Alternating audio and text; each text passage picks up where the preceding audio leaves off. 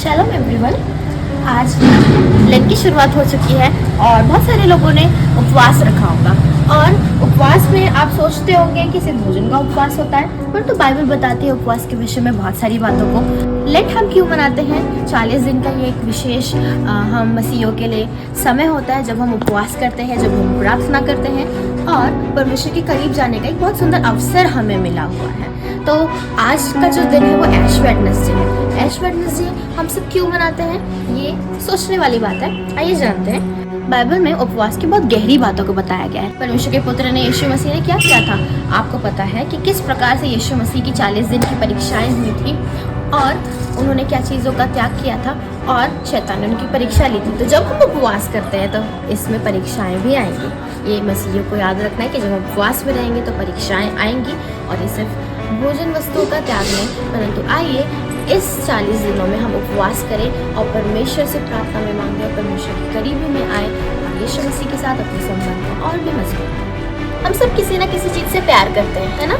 तो उपवास के समय में हम इस चीज़ का विशेष ध्यान रख सकते हैं कि हमारे जीवन में डिस्ट्रैक्शंस ना हो, हमारे जीवन के अंदर परमेश्वर की आज्ञाएं पूरी हो, हम परमेश्वर के वचन को समझें। अब मैं पढ़ रही थी और मैंने एक चीज़ को पढ़ा था, एक सोप टेक्निक।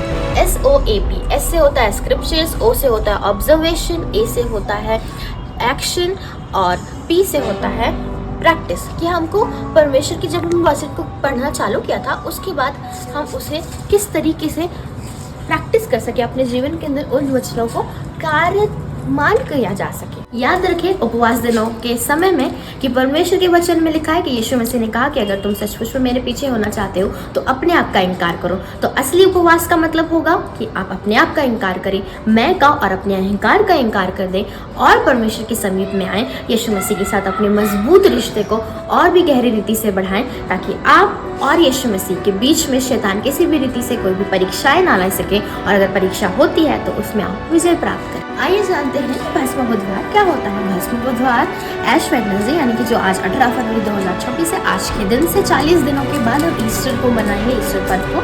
इससे पहले गुड फ्राइडे विश करेगा। और भस्म बुधवार अगर आप देखें हिस्ट्री में अगर पढ़ें तो पाम संडे की जो पाम की टहनी है उसकी जो ऐश को लोग रखते थे और उसको राख बनाते थे और उसको अपने माथे पर लगाते थे प्रोटेक्शन के रूप में।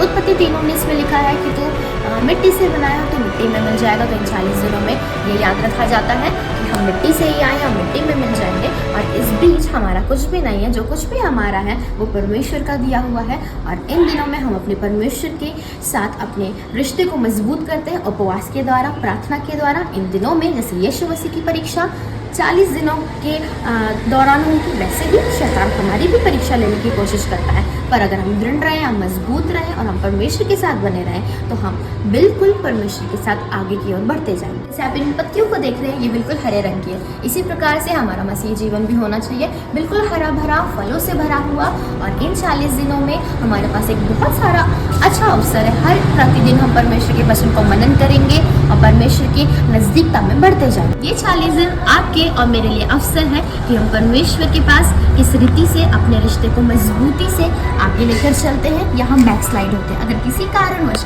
आप बैकस्लाइड हो गए हैं तो आप अपने आप को एक मौका दें कि आप परमेश्वर के साथ आगे बढ़ सके और यीशु मसीह को अपना उद्धारकर्ता और मुक्तिदाता माने। यीशु मसीह ने हमें बहुत सुंदर अवसर दिया है, इसलिए इन 40 दिनों में हम अपने जीवन से एक, जैसे कि उड़ाऊ पुत्र ने वापसी की थी अपने पिता के पास, वैसे ही हम भी अपने जीवन में वापस जा सकते हैं अपने परमेश्वर के पास, जो बाहर फैला है, हमारा इंतजार कर रहा है कि हम उसके पास कब आएंगे।